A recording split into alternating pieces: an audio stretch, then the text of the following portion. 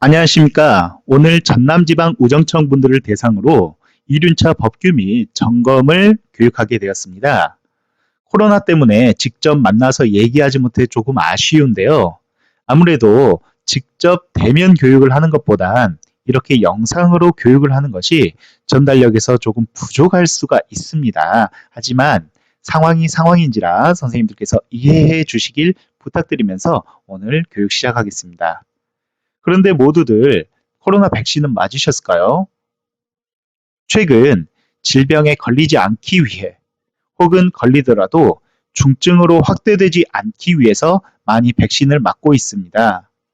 오늘 교육은 실수로 단속에 걸리거나 아차 싶은 사고를 피하기 위한 예방접종이라고 생각해 주시면 감사하겠습니다. 오늘 교육을 맡게 될 전 도로교통공단 광주 전남지부의 조민우라고 합니다. 우리 본격적인 교육을 하기 전에 가볍게 영상 하나 보시고 계속 이야기 이어나갔으면 좋겠습니다. 그러면 영상 재생하겠습니다.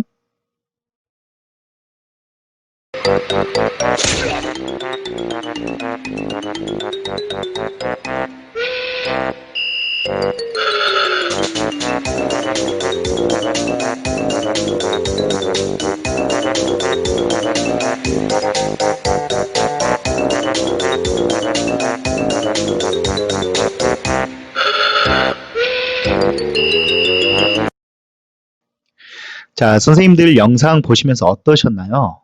영상에 나온 인물들의 행동이 이해가 가시나요?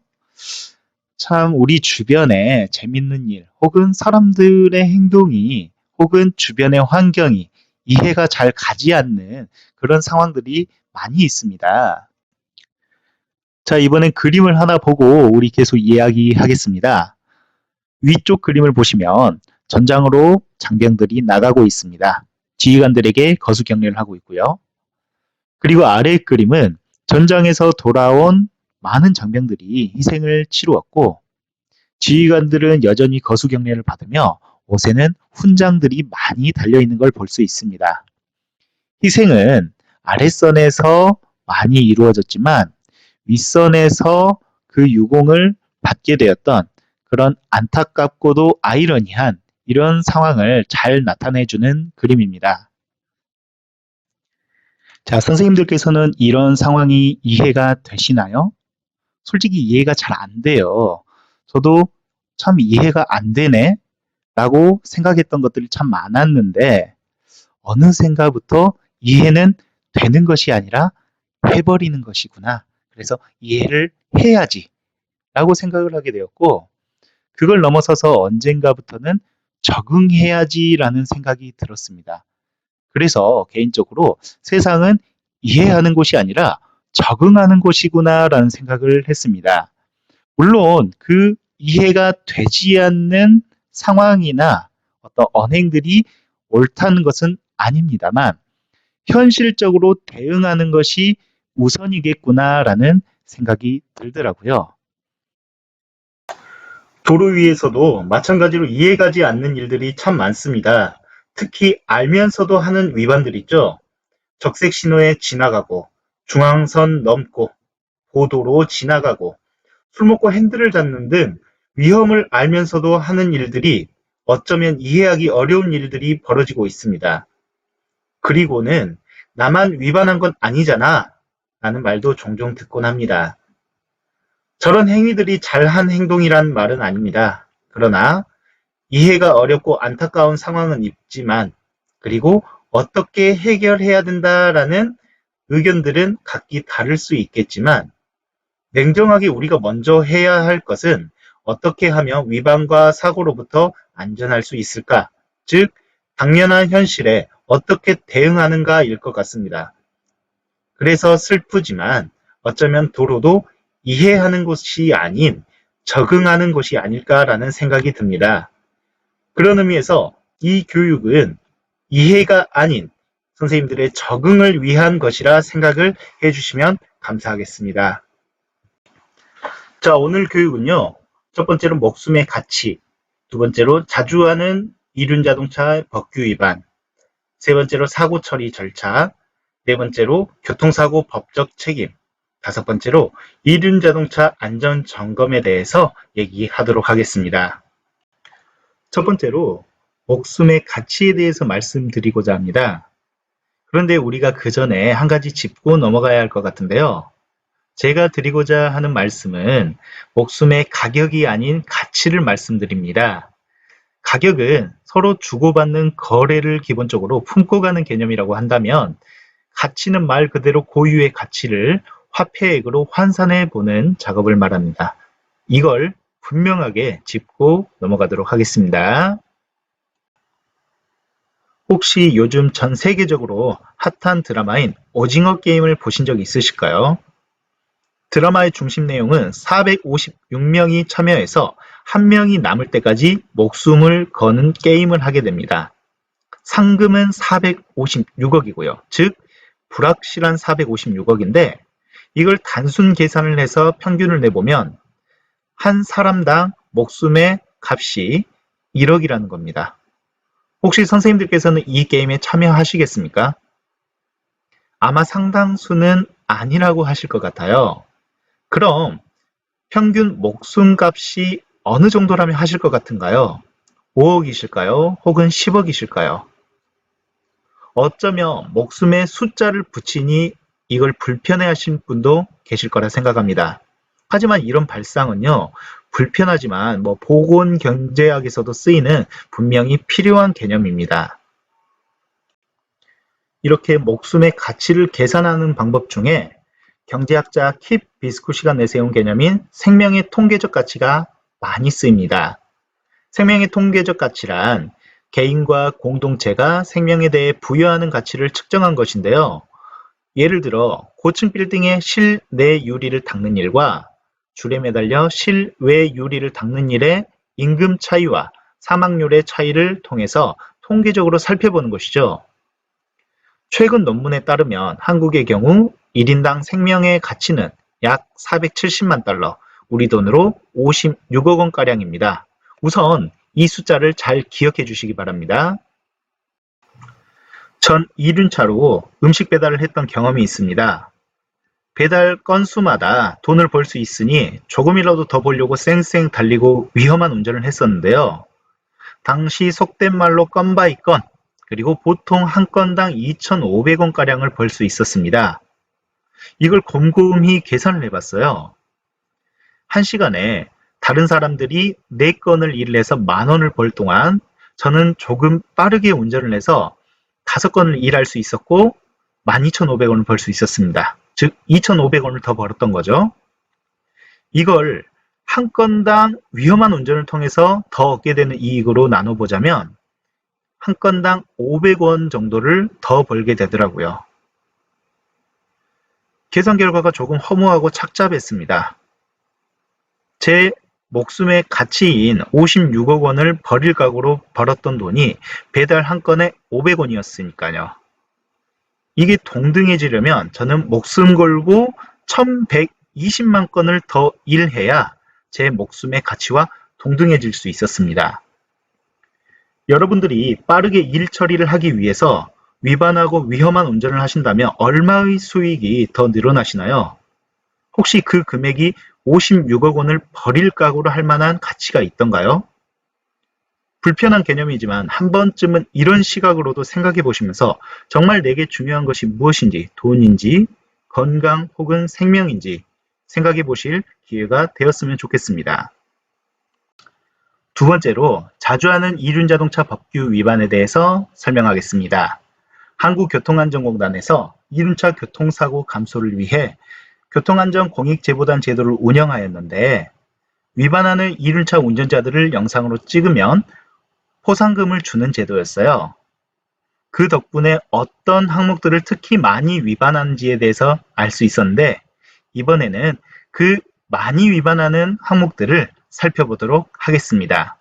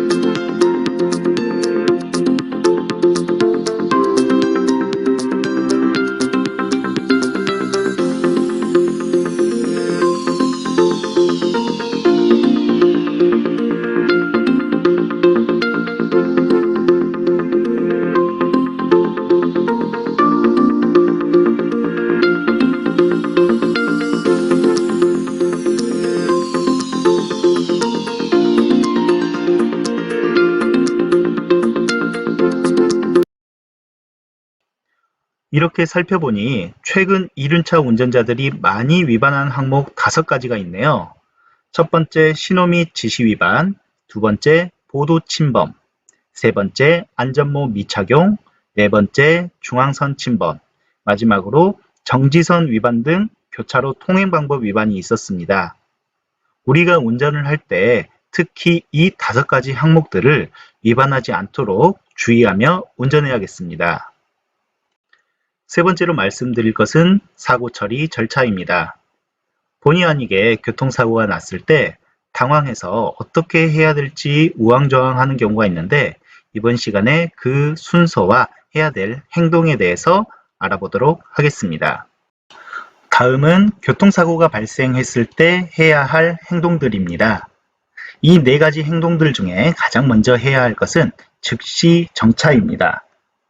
운전 중 경미한 사고가 발생해도 충격을 받으면 침착하게 비상등을 켜고 교통 상황을 살핀 후 사고 지점이나 부근의 안전한 곳에서 즉시 정차해야 합니다. 즉시 정차하지 않으면 도주 의사를 가진 것으로 간주될 수 있고 이때 특정 범죄 가중 처벌 등에 관한 법률이 적용될 수 있습니다. 소위 뺑소니 혐의죠. 그리고 인적사항의 피해를 반드시 확인해야겠습니다. 사고 당시엔 피해가 크지 않았지만 교통사고는 시간이 지날수록 피해 정도가 커지는 경우가 많기 때문에 적절한 후속 조치가 필요합니다. 두 번째로는 부상자 구호인데요. 차량만의 사고라고 스스로 판단하거나 피해자가 크게 다치지 않았다고 생각하면서 현장을 벗어나서는 안 됩니다. 피해자에게 연락처를 주고 부상이 있는 경우 피해자를 가까운 병원에 후송 조치해야 합니다. 만약 거동할 수 없을 정도의 큰 부상을 당한 피해자가 발생했다면 함부로 옮기지 말고 의식이 있는지 확인 후 119에 신고해야 합니다. 그리고 후속 교통사고를 방지하기 위한 적절한 조치를 해야 합니다. 특히 시간적으로 야간이나 눈이나 비가 내리는 경우 등에 앞이 보이지 않을 수 있고 장소적으로 교통량이 많은 곳, 터널, 커브길 등에서는 뒤따르는 운전자가 후속사고를 낼 수 있으니 주의할 수 있도록 조치를 취해야 합니다. 세 번째로는 신고를 하셔야 되는데요. 사고 자동차가 보험, 공제 등에 가입되어 있을 때 신속하게 보험회사에 사고 발생 사실을 통보해서 사고 처리가 원만하게 되도록 협조를 구하고 보험 가입 사실 증명원을 발급받아 경찰서에 제출해야 합니다. 그리고 가해 차량 운전자는 사고 장소, 인적 피해 정도, 손괴 물건 및 손괴 정도, 그 밖의 조치 상황 등을 신속하게 경찰 관서에 신고해야 합니다. 그리고 나서 해야 할 것은 정황 증거 확보인데요. 합리적인 사고 처리를 위해 현장 사진을 찍고 스프레이 등으로 차량 정차 위치, 충돌 지점 등을 표시해야 합니다. 경미한 교통사고의 경우 사고 당사자와 합의가 되었어도 쌍방의 서명과 합의 내용을 기록한 확인서를 주고받는 것이 좋습니다. 네 번째로는 교통사고가 발생했을 때의 법적 책임입니다. 교통사고가 발생했을 때 우리가 해야 될 법적 책임은 크게 3가지가 있는데요. 민사적 책임, 형사적 책임, 그리고 행정적 책임이 있습니다. 먼저 민사적 책임이란 운전자나 차량 소유자가 피해자에게 손해를 입은 만큼 손해배상을 하는 책임입니다. 일반적으로는 운전자나 차량 소유자가 자동차 보험, 공제조합 등에 가입하고 교통사고에 대한 민사상 책임을 면제받게 됩니다. 다음으로 형사책임은 교통사고가 발생했을 때 발생 주체인 운전자에게 사회적 차원에서 처벌을 가하는 것입니다. 주로 재판 후에 나오는 형벌을 말하는데요. 이러한 형벌에는 현재 형법상 사형, 징역, 금고, 자격상실, 자격정지, 벌금, 과료, 구류, 몰수 등이 있습니다. 마지막으로 행정책임은 가해자인 운전자에게 벌점을 부과하거나 면허 정지 혹은 취소 처분을 말합니다. 뒤이어 이어질 내용에는요. 주로 형사책임에 대해서 다뤄지게 되겠습니다. 교통사고가 발생했을 때는 다음과 같은 절차를 거치게 됩니다. 사람이 부상을 입었다거나 물건에만 피해가 있는 경우엔 보험이 가입되어 있을 때는 합의 불문하고 처벌을 하지 않게 되고요. 보험에 가입되어 있지 않았을 때는 상호 간에 합의가 있었을 땐 처벌을 하지 않고 합의가 이루어지지 않는 경우 형사처벌을 받게 됩니다. 이 외에 사람이 사망하는 사고나 혹은 도주를 하는 경우 보험을 가입했거나 합의를 했거나 등을 불문하고 형사처벌을 받게 됩니다. 그리고 사람이 부상을 입는 치상사고 중에 그 원인이 12개가 12대 중대법규 위반에 해당이 되는 경우에도 마찬가지로 보험에 가입이 되어 있든 아니면 합의를 했든 불문하고 형사처벌을 받게 됩니다. 그리고 이때의 형사처벌은 5년 이하의 금고 또는 2천만 원 이하의 벌금이 됩니다. 이 중에서 이 12개 중대법규 위반에는 어떤 것들이 포함되는지 알아볼 필요가 있겠습니다. 12개 중대법규 위반에는 신호 및 지시 위반, 중앙선 침범, 과속, 앞지르기 방법 금지 위반, 철길 건널목 통과 방법 위반, 무면허 운전, 음주 및 약물 복용, 보도 침범, 횡단보도 내 보행자 보호 위반, 승객 추락 방지 의무 위반, 어린이 보호구역 내 어린이 보호 의무 위반, 마지막으로 2017년 12월 3일 날 추가된 화물 낙하 방지 조치 위반이 있습니다. 앞에서도 봤듯이 이 중에서 우리가 많이 위반할 수 있는 항목들을 꼽아보자면 신호 및 지시 위반, 중앙선 침범, 과속, 보도 침범, 횡단보도 내 보행자 보호 의무 위반이 있겠습니다. 이 중에서 과속을 한번 예를 들고 얘기를 해볼 텐데 참고로 과속은 해당 도로의 법정 속도보다 시속 20km를 초과한 경우를 의미합니다. 자, 여러분은 어린이 보호구역에 어떤 제재가 가해지는지 알고 계실까요? 어린이 보호구역에서는 일단 위반을 하게 되면 벌점, 범칙금, 과태료 등이 가중되게 됩니다. 보통 2배로 가중이 돼요. 그런데 이 가중되는 시간이 설정이 되어 있습니다. 외우기 쉽게 하려면 8시부터 8시라고 생각하시면 좋을 것 같아요. 아침 8시부터 저녁 8시까지. 이걸 잘 기억을 해주시고요. 이런 가정을 내보겠습니다. 자정 무렵에 시속 30km인 어린이 보호구역에서 시속 55km로 운전을 하다가 보행자와 치상사고가 난다라면 이번 12대 중대법규 위반에 적용이 될까요? 안 될까요? 정답은 적용이 된다입니다. 혹시 적용되지 않는다라고 생각하시는 분들은 방금 말씀드린 그 시간에 조금 매몰되신 것 같아요. 아침 8시부터 저녁 8시까지는 위반 시에 2배로 가중된다라고 말씀을 드렸고 그 외의 시간인 저녁 8시부터 그 다음날 아침 8시까지는 쉽게 말씀드리면 위반 시에 1배가 적용이 된다는 겁니다. 위반은 여전히 위반이라는 거예요. 그래서 시속 30km를 초과한 경우도 과속으로 적용이 되고 해당 도로의 법정 속도보다 시속 25km나 초과를 했다면 12개 중대법규 위반에서 다루는 과속에 포함이 됩니다. 그래서 이 경우에 합의를 받은 형사처벌을 피할 수가 없고 이때의 형사처벌은 5년 이하의 금고 또는 2천만 원 이하의 벌금이 적용이 됩니다. 그래서 이 12개 중대법규 위반 중에 내가 어떤 항목들을 특히 좀 위반하기 쉬울까에 대해서 곰곰이 생각을 해보시고 이걸 잘 피해서 이런 위반들을 하지 않도록 해야겠구나 라고 생각하시면 좋을 것 같습니다. 마지막으로 이륜자동차 안전점검에 대해서 말씀드리겠습니다. 이륜차를 고를 때 어떻게 선택을 해야 할지 운전 전 점검해야 할 건 무엇인지, 운전 중에 점검해야 될 건 무엇인지 등에 대해서 알아보도록 하겠습니다. 이륜차 안전. 나는야 안전 라이더. 이륜차 바르게 타기. 배달 서비스가 크게 증가하면서 이륜차 시장도 덩달아 커지고 있는데요. 이륜차를 안전하게 이용하기만 한다면 기동성이 높고 유지비가 저렴한 이동수단이지만 만에 하나 사고가 발생했을 때는 차체가 없어서 중상을 입을 가능성이 상당히 높은 것 또한 사실입니다. 실제로 이륜차 사고 치사율은 전체 교통사고 평균 치사율의 2배에 이르는데요. 그럼 지금부터 안전한 이륜차 운행 방법 같이 알아볼까요? 안전한 이륜차 운행은 이륜차 선택에서부터 이루어져야 합니다. 본인의 체격에 맞는 차종을 선택하는 것인데요.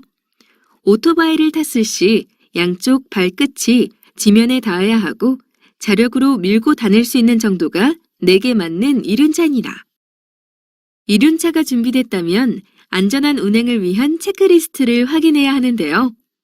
브레이크의 여유와 제동력은 충분한지, 차륜이 덜컹거리거나 휘지는 않았는지, 타이어의 공기압은 적당한지 확인합니다.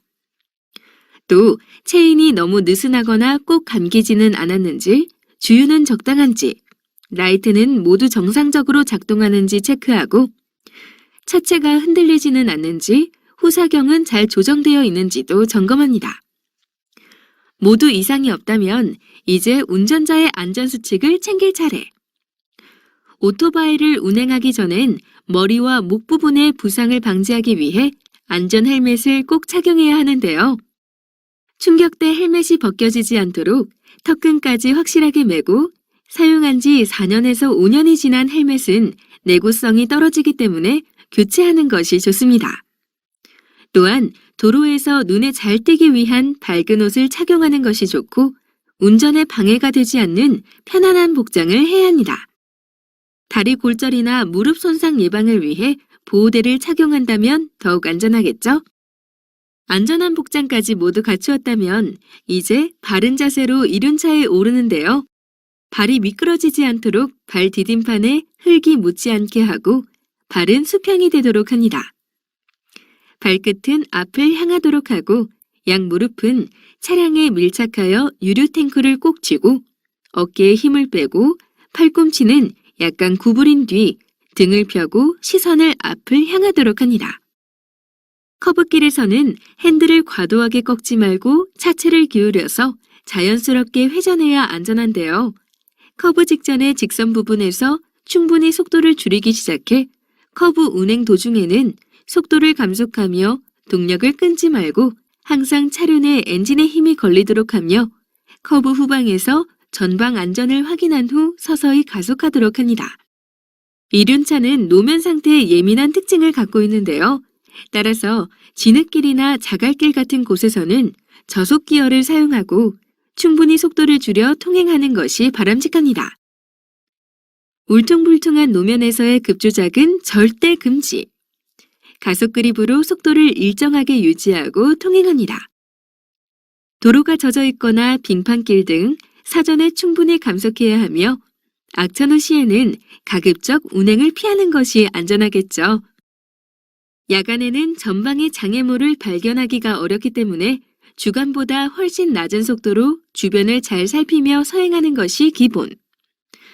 자동차의 전조등 불빛을 이용하여 전방을 관찰하도록 하는데요. 하지만 야간 불빛에만 의존하여 물체의 거리와 속도를 판단하다 보면 쉽게 오판할 수 있기 때문에 앞 차량과의 충분한 안전거리를 확보해야 합니다. 다른 차량과 근접하거나 바로 후미를 뒤따르는 경우를 제외하고는 필요한 경우에 상향등을 켜고 주행하는 운전 습관도 필요합니다. 우리나라에서 이륜차와 이륜차 운전자에 대한 긍정적인 인식이 부족한 것이 사실인데요. 일부 난폭한 운전자들로 인해 전체 이륜차 이용자들에 대한 선입견이 생기는 일은 없어야겠죠.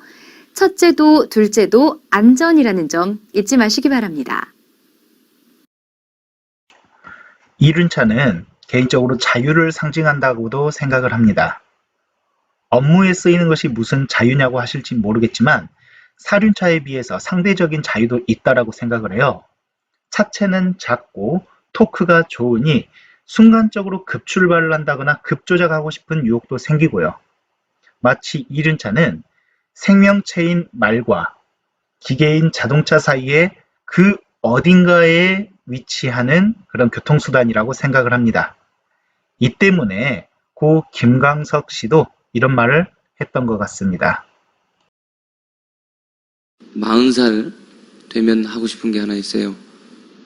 40살 되면 오토바이 하나 사고 싶어요. 할리 데이비슨. 멋있는 걸로. 돈도 모아놨어요. 얘기를 했더니 주변에서 상당히 걱정을 하시대요. 다리가 닿겠니?